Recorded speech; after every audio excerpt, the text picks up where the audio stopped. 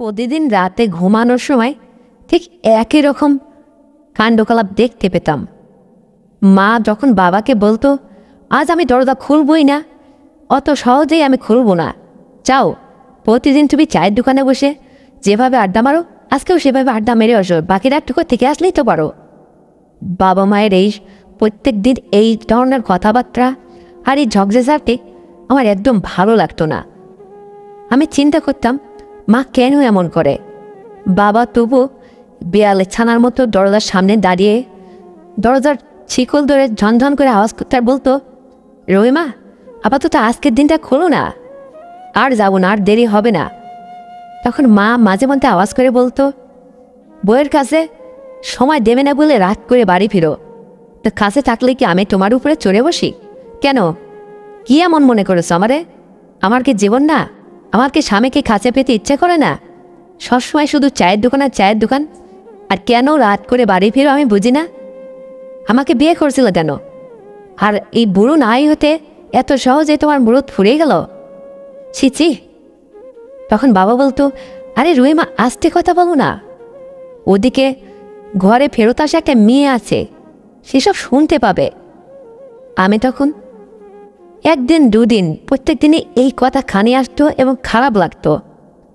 বাবা নিশ্চয় প্রতিদিন ধীরে করে বাড়িতে ফেরে, আর মা তাকে অন্যরকম অজুহাত দিয়ে গালাগালি করছে। ব্যাপারটা আমার কাছে খুব অন্যরকম মনে হলো। পরের দিন মাকে জিজ্ঞেস করলাম, মা আমি তোমাদের ঘর ফেরত একটা মেয়ে, শ্বশুরবাড়ির থেকে দুর্ভাগা কপাল নিয়ে গেছিলাম, ফেরত এসে তোমাদের সংসারে আবার বসলাম। তোমাদের প্রতিদিন এ ধরনের আচরণ বাবার সাথে, এটা শুনতে আর আমার ভালো লাগে না, বিরক্ত বোধ হয়। আমি পাশের ঘরেই থাকি, কি হয় তোমাদের বলো তো? মা তখন বলল, শোন, তোর বাবা মনে পড়ে না কবে আমার সাথে শেষবারের মতো সাক্ষাৎ করছে, বুঝি না তুই? সে প্রত্যেকটা দিন খাওয়া দাওয়া হলে মনে হয় মুখের পানির কুলিটা ফেলে রাস্তায় যায়। চায়ের দোকানে ওই যে তার মধুর বন্ধুরা আছে, তাদের সাথে কি সময় কাটায়, রাত 12টা না বাজলে বাড়িতে ফেরে না। তখন বল আমি কাঁচা ঘুমটা সবে ঘুমাই, তারপরও আমারও তো তোর বাবার সাথে দুটো কথা বলার থাকে। সে কখনোই আমাকে সময় দেয় না, সে এখনই বুড়ো সেজে গেছে। আমার আর ভাল লাগে না এসব। তোর বাবাকে উচিত কথা বললেই আমার দোষ। আমি বললাম, মা তোমরা একটু থামো, তোমাদের এই সমস্ত কথাবার্তা জোরে জোরে আওয়াজ পাশে বাড়ুন মানুষ শুনলে বলবেটা কি? তোমরা একটু আস্তে কথা বলতে পারো না? মা বলল, কিসের আস্তে বলবো? ও বলে বলে দেখছি তোর বাবারে, তোর বাবা কিছুতেই শোনে না। সে নাকি আমার সাথে এভাবে কোনো কিছুতে পেরে ওঠে না, তার নাকি অনেক কিছু কষ্ট হয়ে যায়। তা আমি কি তাকে ধরে রাখছি নাকি? সে আসলেই কোনো রকম করে আমি যখন ঘুমিয়ে পড়ি, দরজাটা তো খোলাই থাকে, প্রতিদিন এসে সে বিড়ালের ছানার মতো ফাঁসে টুক করে শুয়ে ঘুমিয়ে পড়ে। আমি দেখেও না দেখার ভান করে থাকি। মায়া হয় তোর বাবার প্রতি। সারাটা দিন বেচারাটা খাটাখাটনি করে বাড়িতে আসে, আমি তাকে আর কোনো কিছুর জন্য বলি না, কিন্তু হার কত, আমার কি একটা দিনও তাকে কোনো কিছু বলতে মন চায় না, করতে মন চায় না? সে একদমই আমাকে কোনোদিনও সময় দিতে চায় না। আমি তখন বললাম, মা একটু বাবাকে বোঝায় বললেই তো হয়। মা তখন বলল, ঠিক আছে আমি আর পারবো না, আমার হয়ে তুই তোর বাবাকে পারলে বুঝিয়ে বলিস। আমি বললাম, আচ্ছা তুমি ছাড়ো, এ কথা আর বাবাকে বলো না। আমি বাবাকে দেখছি। পরে দিন শেষে যখন বাবা সন্ধ্যায় বাড়িতে ফিরল, খাওয়া দাওয়া শেষে বাবাকে বললাম, বাবা তুমি এখন বাড়ি থেকে বের হবে না, তোমার সাথে আমার ভীষণ দুটা কথা আছে, জরুরি কথা। বাবা বলল, আচ্ছা আমি আসতেছি। এই বলে বাবা খাওয়া দাওয়া শেষে প্রতিদিন যেভাবে চায়ের দোকানে, হাটে, বাজারে, গঞ্জে যায়, সেভাবে বাবা আর গেল না। আমার কথায় আমার রুমে ঢুকলো আর বলল, কি বলবি বল? আমি বললাম, শোনো, আমি নয় স্বামীর ঘর থেকে ফেরত এসে তোমাদের ঘরে এটা ডাঙ্গুর মেয়েই তো বাস করি, বাড়িতেই থাকি, কিন্তু মায়ের সাথে প্রতিদিন তোমার কি হয় বলো তো? বাবা তখন বলল, এতে আবার তুই কি বলিস, কি এমন হবে? ওই চায়ের দোকানে যাই, একটু আসতে রাত হয়, এই জন্য তোর মা এভাবে প্রত্যেক দিন আমাকে একটু রাগারাগি করে। কি করব বল? আমি বললাম, না বাবা তুমি এখনো অতটা ঠুমঠুমে বুড়ো হয়ে যাওনি, আমার মা অতটা বুড়ো হয়ে যায়নি। মায়ের তো একটা শখ আলাদা আছে, সকাল সকাল স্বামীকে নিয়ে একটু কাছে পাবে, তার দুটো প্রয়োজনীয় কথা তোমাকে শোনাবে, বা তুমিও তার সাথে একটু মন বিনিময় করবে, ভালোবাসাবাসি করবে। তা নয় তুমি প্রত্যেকটা দিন খাওয়া হলেই কোনোরকমভাবে মুখ ফিরিয়ে বাজারে চলে যাও আড্ডা মারতে। কেন মাকে একটু সময় দিতে পারো না? বাবা বলল, সময় তো দিব রে, কিন্তু আমি যে আর পেরে উঠি না। আসলে আমার মধ্যে একটু সমস্যা, আমার আসলে মনের কাছে একটা ভয় হয়, তোকে কি করে বলে, তুই আমার মেয়ে। আমি বললাম, বাবা কোনো ভয় করার দরকার নেই, লজ্জাও করার দরকার নেই। আসলে নিজের সমস্যাটাকে চেপে রাখলে ওটা আরও বড় আঘাত ধারণ করে। বলো তো তোমার কি হয়েছে? তখন বাবা বলল, শোন রে বাবা, আসলে অনেক দিন ধরেই আমি খেয়াল করতে আমি সারাদিন খাটাখাটি করে বাড়িতে ফিরি, কিন্তু আমার মনের মধ্যে চায় না তোর মাকে নিয়ে একটু আনন্দ উৎফুল্ল করি, বা বুঝিসই তো তার দায়ে আমি পূজাই। কিন্তু কেন যে এরকম হচ্ছে আমি বুঝি না। আগে তো ঠিকই ছিলাম। আমি বললাম, তাহলে তুমি ডাক্তার দেখালেই তো পারো, তাহলে তুমি শারীরিকভাবে ভীষণ অসুস্থ বাবা, তুমি ঠিক নেই, একদম ঠিক নেই, এভাবে আর কতদিন চলবে? বা মা তো তোমার কাছে এইভাবে এই জন্য রাগারাগি করছে, তুমি বোঝো না ব্যাপারটা? আমি মেয়ে হয়ে তোমাকে কতটা ভেঙে চুরে বুঝিয়ে বলবো। বাবা বলো, হ্যাঁ আমি বুঝতে পারছি তুই যা বলতে চেয়েছিস, তবে ঠিক আছে, আমি আজকে আর চায়ের দোকানে যাব না আজকের থেকে। কিন্তু দেখতো বাবা, আমার কোনো জায়গায় চিকিৎসা করা যায় না কি? আসলে তোর মা যেটা চাইছে আর আমি যেটা আসলে আমার দরকার, সেটা আমার মধ্যে আসলে অতটুকু নাই। আমি কি করি? তাই নিজের স্ত্রীর কাছে ভীষণ লজ্জিত আমি। তাই মুখ গুমরা হয়ে চায়ের দোকানে যায়, অনেক সময় কাটিয়ে আসি। যখন তোর মা ঘুমিয়ে পড়ে ঠিক চালাকি করে ওই সময় বাড়িতে ফিরি। কিন্তু আমার যে লজ্জা শেষ নেই, তোর মায়ের উপরে মুখের উপরেও কথা বলতেও লজ্জা করছে। কি বলে? আমি বললাম, বাবা আজকাল কত কিছু পাওয়া যায়, ছেলেদের মন নাকি হঠাৎ চাঙ্গা হয়ে যায়, তোমাকে কি এসব কথা মেয়ে মেয়ে বলে দেব? বাবা বলল, এটা আমাকে বলে আর লজ্জা দিবি না রে, আমি সেগুলো ব্যবহার করছি। কই কোনো কিছুতেই তো আসলে আমার শ্যুট করে না, কাজ হয় না। আমি তাই বলি কি, তোরা লেখাপড়া শিখেছিস, একটু দেখে শুনে ভালো ডাক্তার আমাকে দেখিয়ে সুস্থ করে উঠাতো। আর কতদিন তোর মায়ের সাথে এইভাবে একের পর এক এত কথা এত কিছু আর আমার ভাল লাগে না। আমি দিন মজুরি খেটে খাওয়া মানুষ, সারাটা দিন হাড় ভাঙা পরিশ্রম করে বাসায় ফিরি।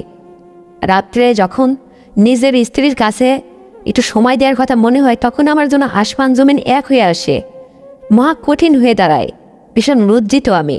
একথা নিজের স্ত্রীর কাছে একজন স্বামী হিসাবে কি করে প্রকাশ করব, কি করে নিজের দুর্বলতার কথা আমি তাকে জানাবো? খুব লজ্জা পাই আমি। তাই নিজেকে চায়ের দোকানে বা বাজারে একটু সময় কাটিয়ে নিজেকে গুকিয়ে রাখি দিনের পর দিন। এটা হচ্ছে আমার আসল কথা। কিন্তু ব্যাপারটা আজকে তোকে খুলে বললাম, দেখ কি করবি। আমি বললাম, ঠিক আছে বাবা, তুমি আগামীকাল কাজে যাবে না, তোমাকে নিয়ে আমি দেখি একটা ভালো চিকিৎসকের পরামর্শ নিয়ে একটা ভালো চিকিৎসা দেওয়ার চেষ্টা করব। বাবা বলল, ঠিক আছে, কাল তাহলে আমি কাজে আর যাব না। দেখ তো মা, আমার জন্য কিছু করতে পারিস কিনা। তোর মা এই যে প্রত্যেকটা দিন যে আরে আমার সাথে এই যে চিল্লে এই যে এত কথাবার্তা, ভীষণ লজ্জা পাই আমি। অন্য বাড়ির মানুষ এই সমস্ত কথা নিশিরাত্রে শুনলে কি ভাববে তারা বল?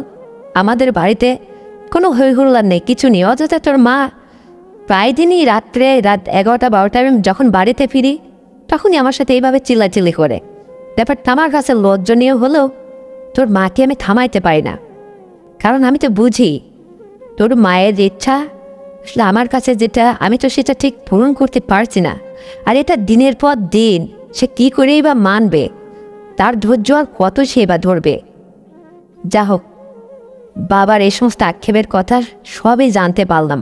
পরের দিন বাবাকে নিয়ে যখন এমবিবিএস ডাক্তারের স্বর্ণপন্ন হলাম, ডাক্তার দেখিয়ে ওষুধ পানি ডাক্তার দিয়ে বলল, কমসে কম 1 মাস উপরে 2 মাস, 2 মাসের মধ্যেই আপনার বাবা একদম পরিপূর্ণ একটা সুস্থ জীবন পাবে, দেখবেন সব ঠিক হয়ে যাবে। তারপর আমি বললাম, ঠিক আছে, তাই যেন হয়। বাবাকে কিছু ওষুধ পানি দিল আর কিছু মালিশ দিয়েছিল, যেগুলো দিনের পর দিন বাবা ব্যবহার করে যেন একটা মাস হতে না হতেই আমি নিজে কানে চাক্ষুষ প্রমাণ একটা রেজাল্ট পেলাম। বাবার কখনো হাট বাজারে যেত না, আর মাকে বলেছিলাম, মা তুমি বাবার উপরে কোনো কিছু প্রেশার ক্রিয়েট করো না। বাবার সমস্ত কথা আমি শুনেছি, নিজের মনের মধ্যে লজ্জা করে অনেক কিছু চাপা রেখেছে। সে একটা মুখ্য সূক্ষ্ম মানুষ, তো কাউকে লজ্জা করে নিজের এই সমস্ত কথা শেয়ার করে না। তারা এই সমস্ত অসুবিধা এত না জানলে ঠিক হবে কি করে? তারপরে মা বলল, ঠিক আছে, তাহলে কি তোর বাবাকে তুই চিকিৎসা দিয়ে নিয়ে আসছিস? ঠিক হবে ডাক্তার বলছে। আমি বললাম, হ্যাঁ মা, তুমি একটু ধৈর্য ধারণ করো, দেখবা খুব অচিরেই তুমি এর একটা রেজাল্ট পাবে, ভালো রেজাল্ট পাবে, একটু ধৈর্য ধারণ করো। মা বলল, ঠিক আছে। 10-15টা দিন ঠিক অতিবাহিত হওয়ার পরে একদিন রুম থেকে মাঝে মধ্যেই যখন রাত গভীর হলো, হঠাৎ করে আওয়াজ আসতে লাগলো। আমি আর পারবো না, আগে যেমনটা ছিল অমনই তো ভালো ছিল, একবারেও হয় না, বারবার এসব কি জ্বালাতন শুরু করলে তুমি? তাই বলে এতটা কি সম্ভব? মায়ের মুখ থেকে এই কথা যখন আমি নিজ কারে শুনতে পেরেছি, তখনই চিন্তা করলাম, যাক বাবা, বাবার হয়তো পুরনো কোনো শারীরিক সমস্যা ছিল, হয়তো বা সেটা ঠিক হয়ে গেছে, তাহলে মা এই কথা বলবে কেন? যাক, মনের কাছে খুশি ছিলাম।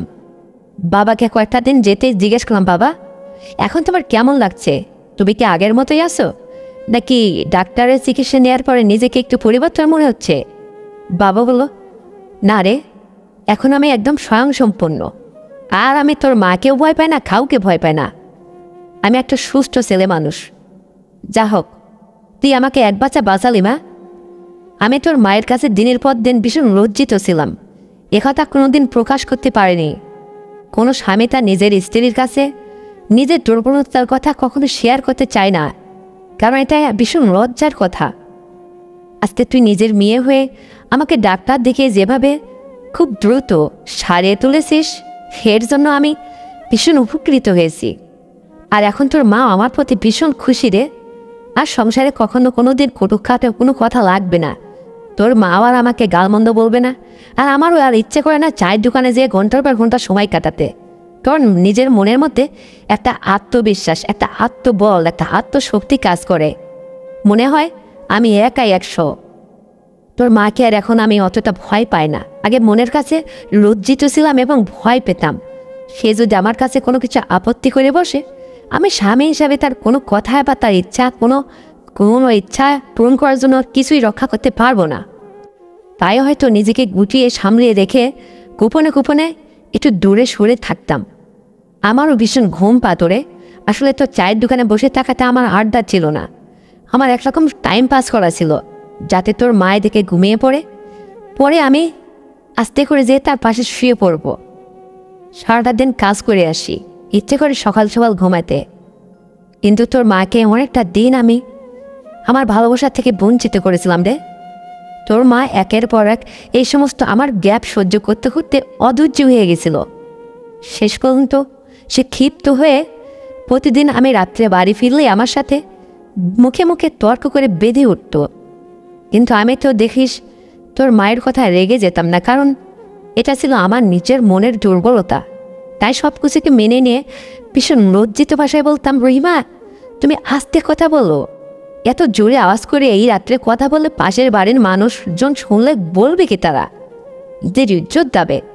তোর মা কিছুতেই থামতো না, কারণ সে দিনের পর দিন এরকম সহ্য করতে করতে একটা বিতৃষ্ণা এসে গেছে তার মনের মধ্যে। তাকেই বা কী বলবো? আজকে আমি তোর মায়ের কাছে এক মহারাজারে, তোর মা আমাকে ভীষণ আদর করছে, ভালোবাসছে।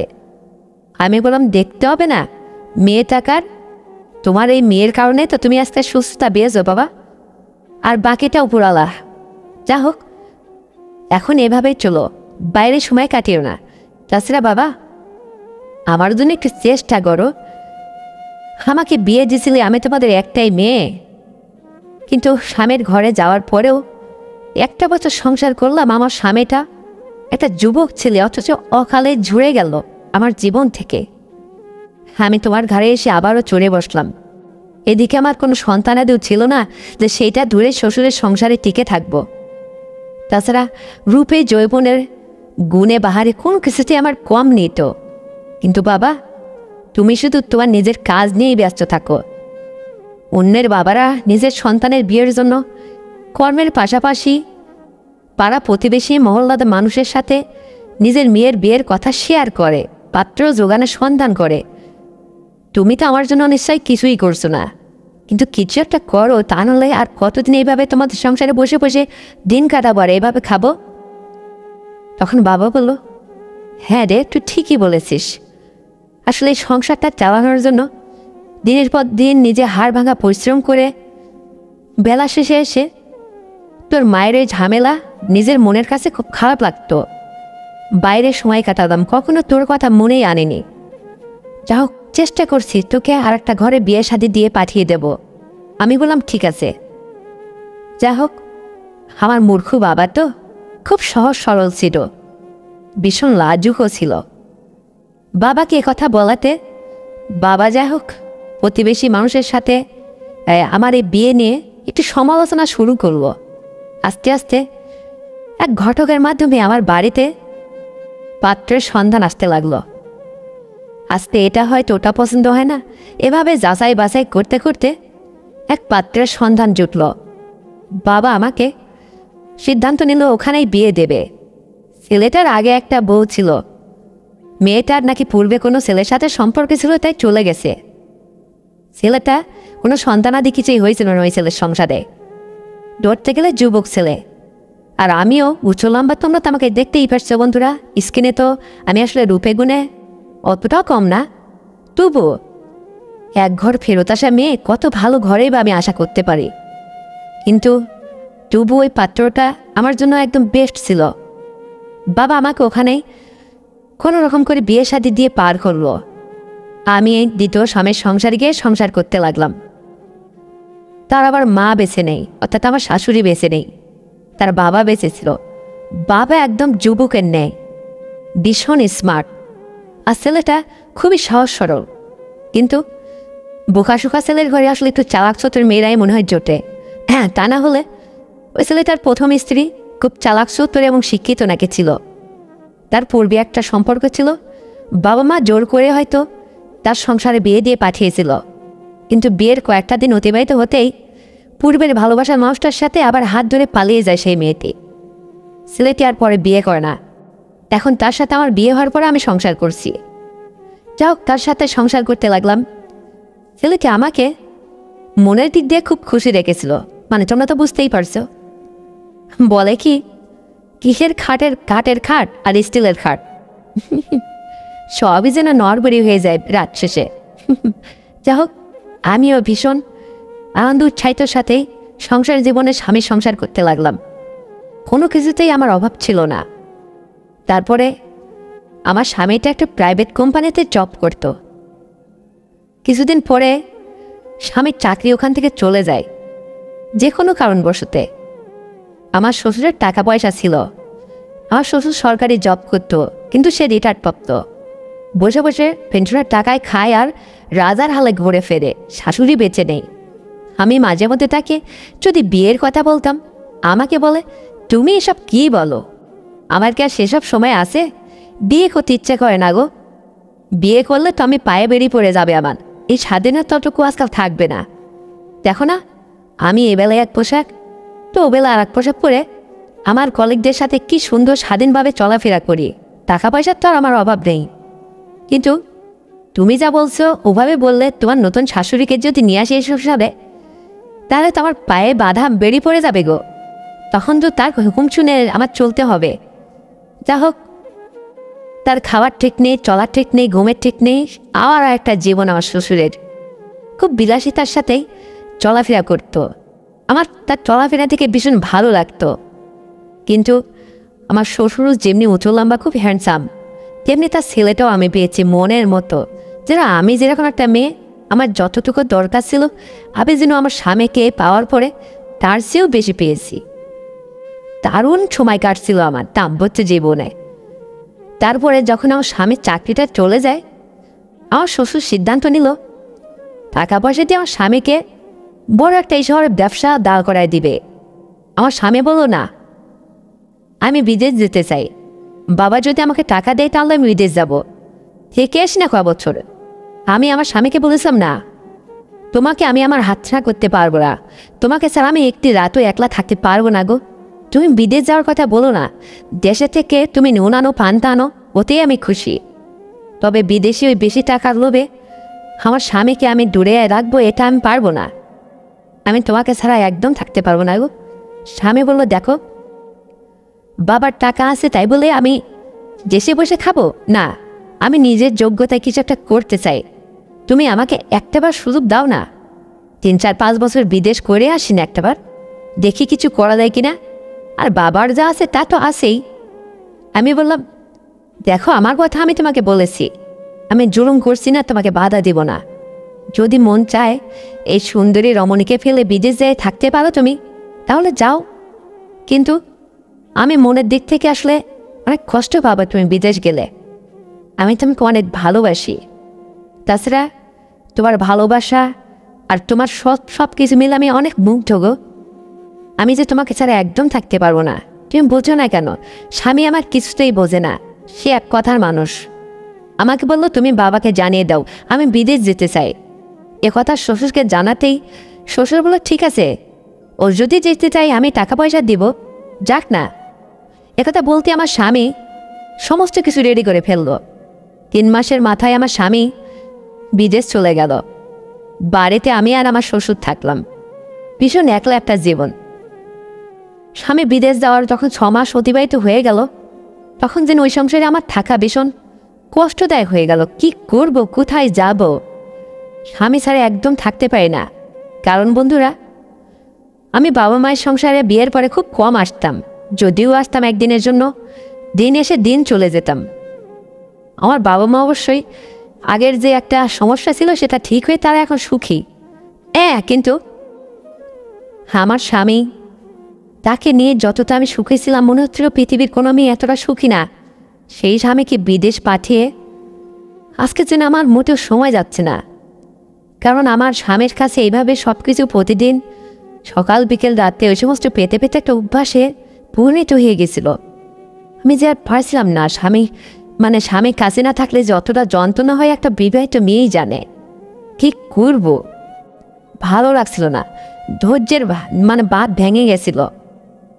এদিকে আমার রোমান্টিকতা শ্বশুর মাঝে মধ্যে বলতো, বৌমা বাড়িতে এভাবে একলা একলা থাকুক আর কত থাকবে, ভালো লাগে, তুমি কি বেড়াতে যাবে আমার সাথে?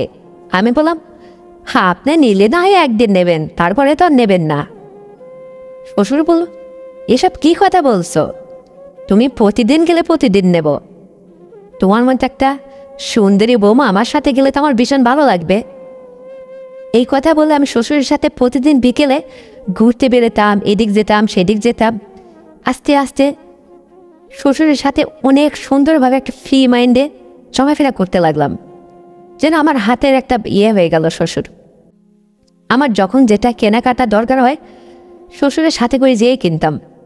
আমি ওদিকে বিদেশ থেকে টাকা পাঠাতো, সেই টাকা দিয়ে আমি ইচ্ছে করে নিজের প্রয়োজনীয় জিনিসপাতিগুলো কিনতাম বেশ আনন্দের সহিত। স্বামীর ইনকামের টাকা স্ত্রী নিজের হাতে খরচা করে একটা মজাই আলাদা। তারপরে বন্ধুরা, এভাবে চলতে চলতে একদিন রাত গভীরে আমার শ্বশুর ওঘাত থেকে আমাকে বলল, বৌমা কি তুমি জেগে আছো? অর্থাৎ পাশের রুমেই শ্বশুর থাকতো। বাড়িতে শ্বশুরের আর আমি তো একলা থাকি। আমি বললাম, হ্যাঁ বাবা, আমি ঘুমাইনি। আপনার ছেলের সাথে মোবাইলে ভিডিও কলে নানান রকম রসিকতা কথাবার্তা বলতে বলতে অনেকটা সময় পেরিয়ে গেছে, ঘুম আর ধরছিল কই।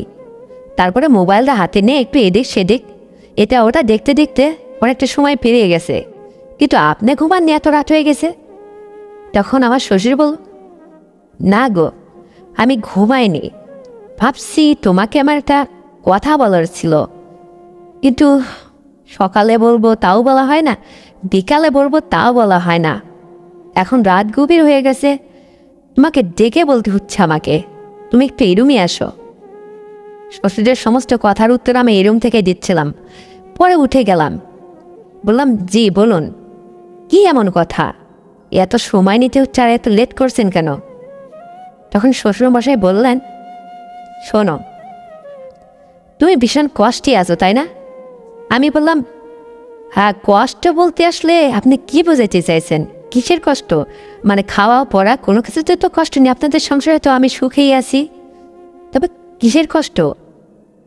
তখন উনি বললেন, আসলে একটা বিবাহিত মেয়ে যখন তার স্বামী প্রবাসে চলে যায় তখন অবশ্যই স্বামীর কষ্টটাই তার মনের কাছে বড় কষ্ট হয়ে দাঁড়ায়। সেদিক থেকে আমি বলছিলাম যে তুমি নিশ্চয়ই অনেক কষ্টে আছো।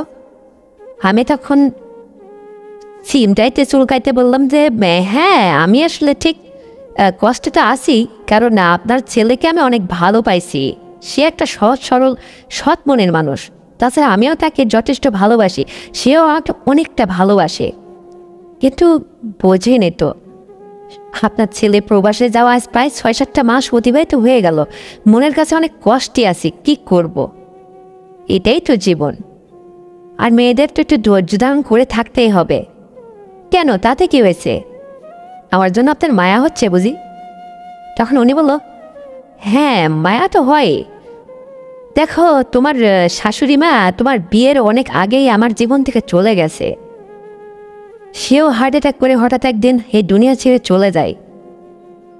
হয়তো আমার এই চলাফেরার মধ্যে অনেক আনন্দ উৎফুল্ল দেখো, কিন্তু আড়ালে আড়ালে আমার মনের কাছে অনেক কষ্ট জমানো রয়েছে, যেটা যত রাত গভীর হয়, যতটা একা থাকি আমি, তখনই আমার যত কষ্ট মনের মধ্যে উদয় হয়।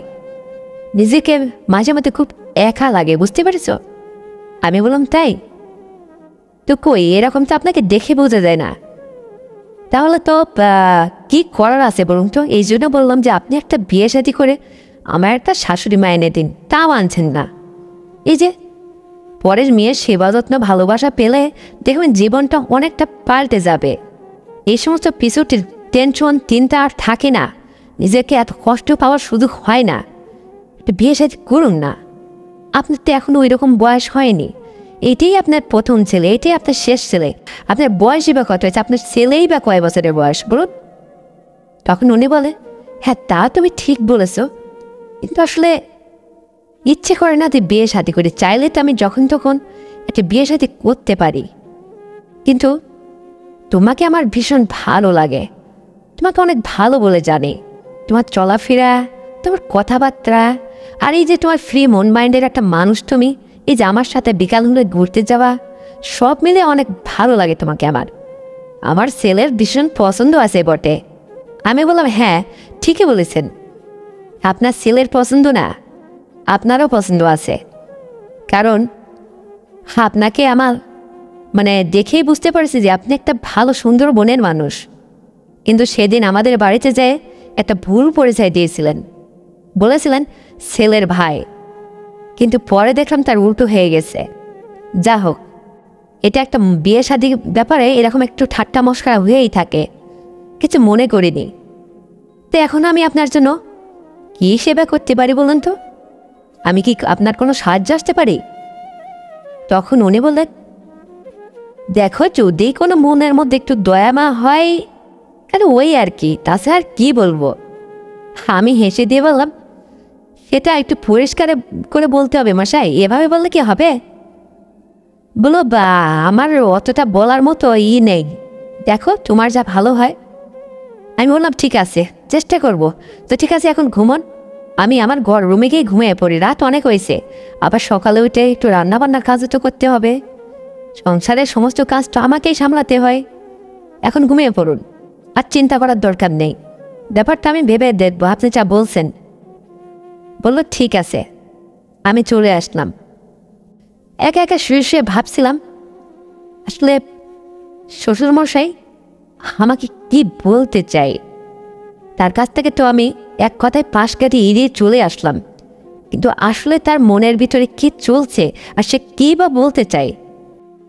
যা হোক, অনেক চিন্তায় জর্জরিত হলাম। নিজের মনের কাছে বারবার একই কথা প্রশ্ন ঘুরপাক খেচ্ছিল যে কি বলতে চায় সে কি তার কোন কথাটা আমাকে সে শোনাইতে চায়। ধরে নিলাম সে আসলে যা বলতে চায় আমি বুঝতে পেরেছি। না, এটা সম্ভব না। তাছাড়া আমি একবার নিজের মনের কাছে হার মেনে যাচ্ছিলাম যে আমি তো অনেক কষ্টের মধ্যে আছি, কি করি।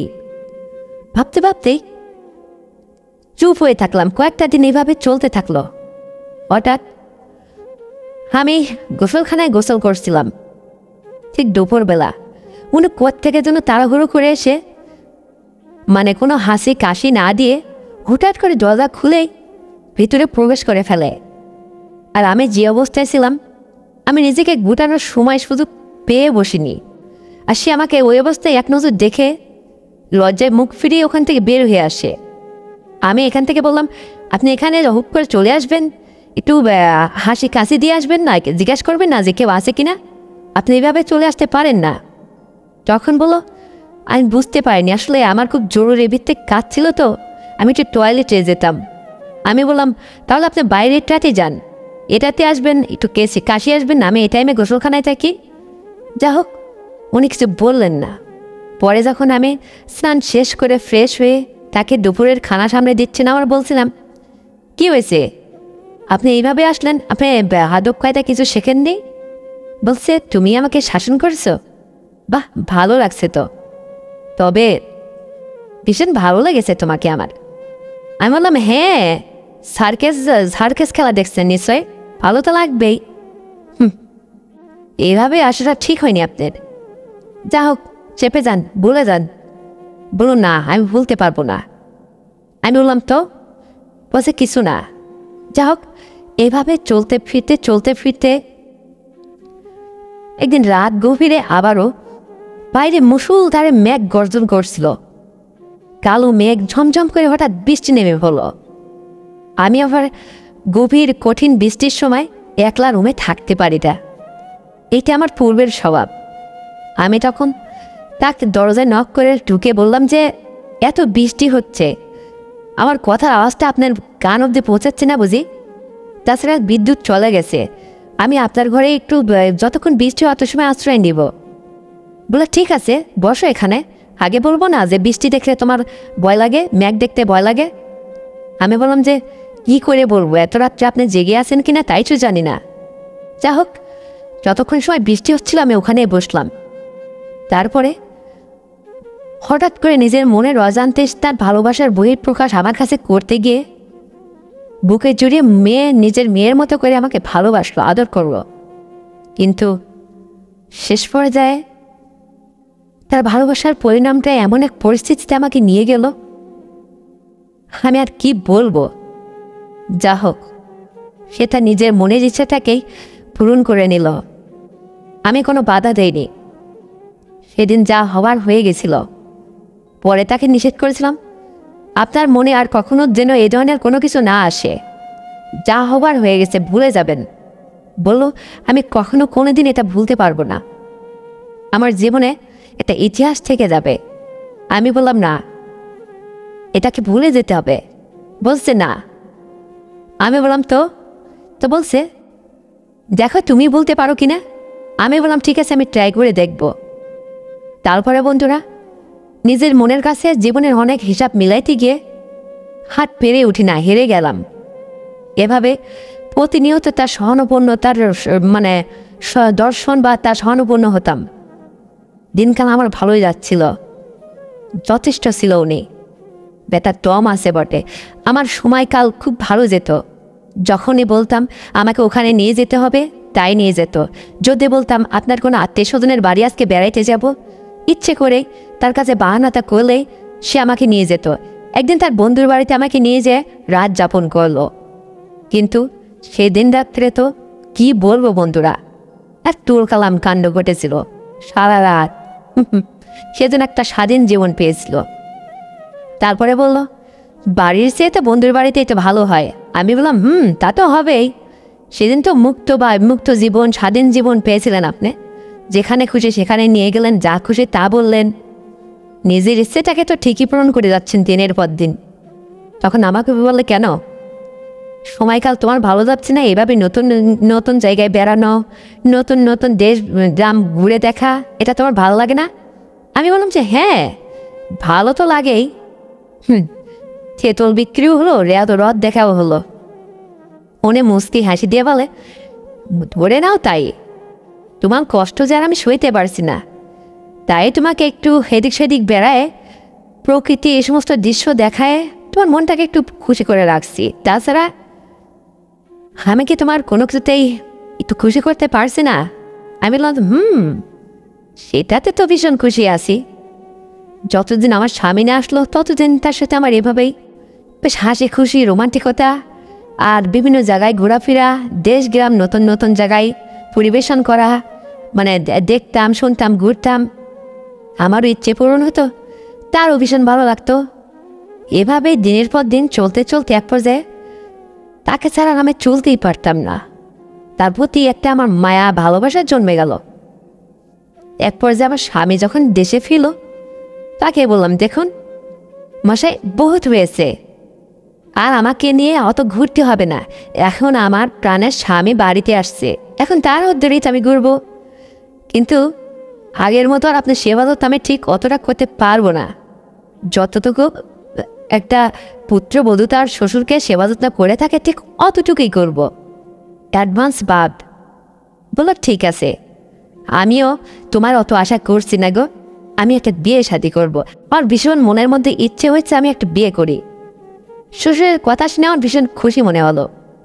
আমার স্বামীর সাথে বুদ্ধি পরামর্শ করে আমার শ্বশুরকে একটা আধবুড়ো মেয়ে থেকে বিয়ে শাদী দিয়ে দিলাম। সে ওটাকে নিয়ে সংসার করতে লাগলো। অবশ্যই একটা কলেজের প্রিন্সিপাল ছিল, কিন্তু স্বামী মারা যাওয়ার পরে সে একলা জীবনযাপন করতেছিল। হ্যান্ডসাম শ্বশুরকে দেখতে পেয়ে সে ইচ্ছে করে মহিলাটা আমার স্বামীর সাথে জীবনে জড়ায় নিল। এদিকে আমার স্বামীকে নিয়েও সংসার করতে লাগলাম, আর কখনো তাকে বিদেশ যেতে দিলাম না। এভাবেই আমার স্বামীর সাথে জীবনটা খুব সুখেই কাটছিল। আর ওদিকে আমার বাবা মা যেন এই বয়সে আবারও একটা সন্তান নিয়েছিল।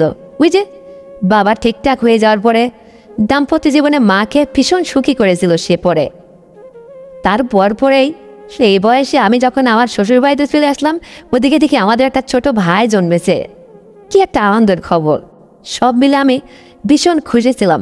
তো বন্ধুরা, আমার জীবনে ঘটে যাওয়া এই রহস্যময় একটা ঘটনা আমি মনের মধ্যে চাপা রেখেছিলাম। তো তোমরা আমাদের চ্যানেলের একটা যেহেতু সদস্য, ফলোয়ার, তাই তোমাদের কাছে এই গল্পটা শেয়ার করতে পেরে আজ আমার ভীষণ ভালো লাগলো। তো বন্ধুরা, সত্যি তোমাদের কেমন লেগেছে? যদি সত্যি তোমাদের মন ছুঁয়ে যায় গল্পটি, যদি ভালো লেগে থাকে, তাহলে আমি তোমাদের কাছে আবারও রিকোয়েস্ট করে বলছি, তুমি যদি এই চ্যানেলের দর্শক না হয়ে থাকো, যদি সাবস্ক্রাইব না করে থাকো, তাহলে চ্যানেলটিকে এক্ষুনি সাবস্ক্রাইব করে এই চ্যানেলের নতুন দর্শক হয়ে যাও এবং ভিডিওতে একটা লাইক দাও, আর এই ভিডিওটা শেয়ার করে অন্যকে দেখার সুযোগ করে দাও। আর বন্ধুরা, আগামীকাল এর চেয়েও আরও সুন্দর গল্প নিয়ে ফিরছে তোমাদের মাঝে। ততক্ষণে সবাই তোমরা ভালো থাকবে, নিজের স্বাস্থ্যের যত্ন নেবে, তোমার পরিবারের খেয়াল রাখবে। এই প্রত্যাশায় আজ এখানেই বিদায় নিচ্ছি। Good bye.